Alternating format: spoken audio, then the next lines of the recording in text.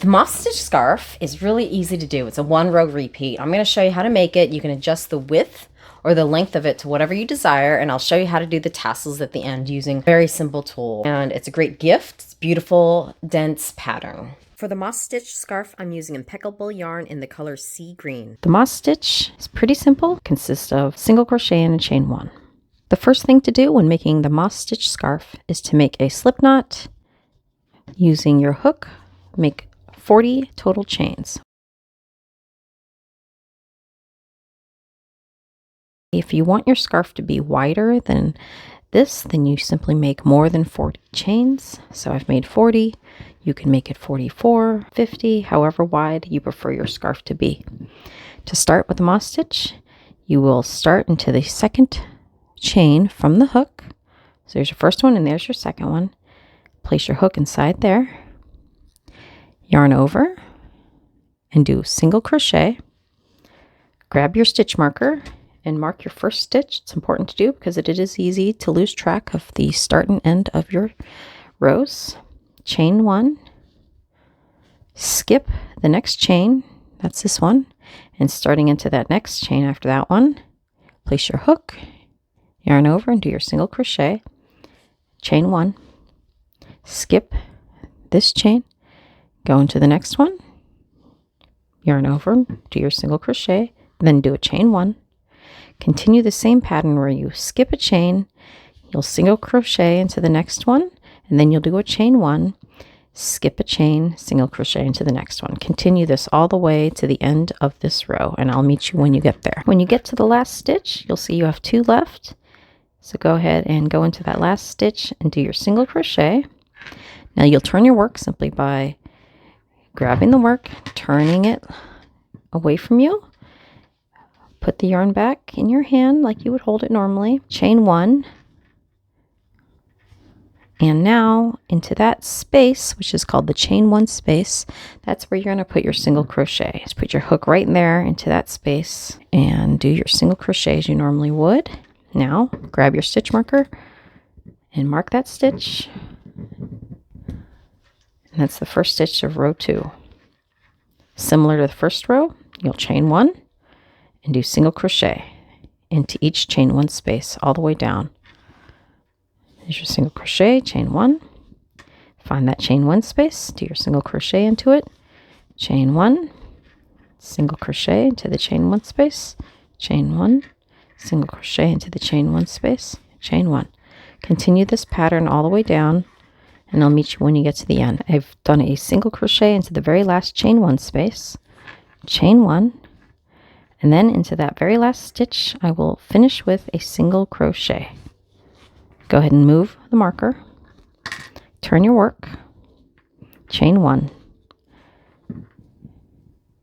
Find your next chain 1 space, which should be right next to where you just did your chain 1. Single crochet into that space. Place your marker, chain 1, find your next chain 1 space, single crochet into it, and then chain 1. Continue with the same pattern of single crochet into the chain 1 space, chain 1, single crochet into the chain 1 space, chain 1, all the way down till you get to the end of the row, and I'll meet you again at the end of the row to show you one more time. I've come to my last chain 1 space, single crochet into that last chain 1 space, chain 1, remove your stitch marker, and single crochet into that final single crochet that you started with. Turn your work, chain 1, find your first chain 1 space and single crochet into it, place your marker. Continue this all the way until the scarf is the length that you wish it to be. Once your scarf is at the desired length, start making fringe. The materials you need for the fringe is your crochet hook, 5mm, scissors, toilet paper roll, and your yarn that you're using for your scarf. Now the alternative to using a toilet paper roll could be a ruler or something that is at the length of the fringe that you desire. I figured toilet paper is useful because everybody has toilet paper rolls. So using this method, take your toilet paper roll, fold it in half, simply by squishing the middle down, and now you have it folded in half. Grab the yarn, hold it at the base with your thumb, and wrap 1 time, 2 times, and 3 times. Take your scissors and break the yarn, and at the bottom, cut the yarn. Grab the yarn from the top and the middle as best you can, and grab your crochet hook. And I like to place the fringe on each of these single crochets.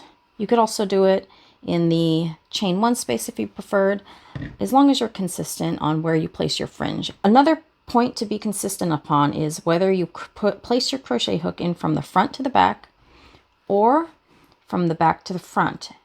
It really doesn't matter as long as you do it the same way every time.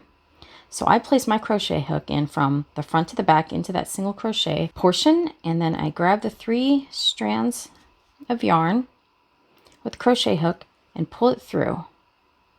Now remove your crochet hook and make that hole big enough to fit your thumb and your first finger through, to grab the 6 strands of yarn and pull it through like so. And now tighten it by pulling down on your yarn ends and try to make those as even as possible. You'll notice that they are not going to be even up here. And after you've completed adding your fringe all the way across, we will trim it across the way so that it's even, kind of like bangs. So we'll go ahead and add all your fringe across each of these single crochet stitches at the top, and then at the end trim it across like bangs. And you want to do this for both sides. Again, I like to place it on the single crochet stitches and not the chain one stitches. I just think it looks better that way, but you could do it however you like. I'll show you again how I do it. Grab the yarn and put pressure on it with your thumb down at the base and wrap it once, twice, and 3 times. Cut the yarn and cut the yarn through the middle, and now you have 3 strands of yarn. Grab it at the middle top so you have a loop. Take your crochet hook, place it into the top of that single crochet, grab your 3 strands of yarn, pull it through, remove the hook, make the hole big enough to fit your first finger and your thumb through, so that you can grab your 6 strands of yarn and tighten it. Once you've finished placing all your fringe, take your scissors, lay your scarf, comb out the fringe, and start trimming it evenly all the way down, however you like. What would really go well with this scarf would be something like a granny square purse, which I will link that up here in the video. But a granny square purse could be matching with this pattern, or you could even do a hexagon cardigan. I have one of those patterns as well on my YouTube channel.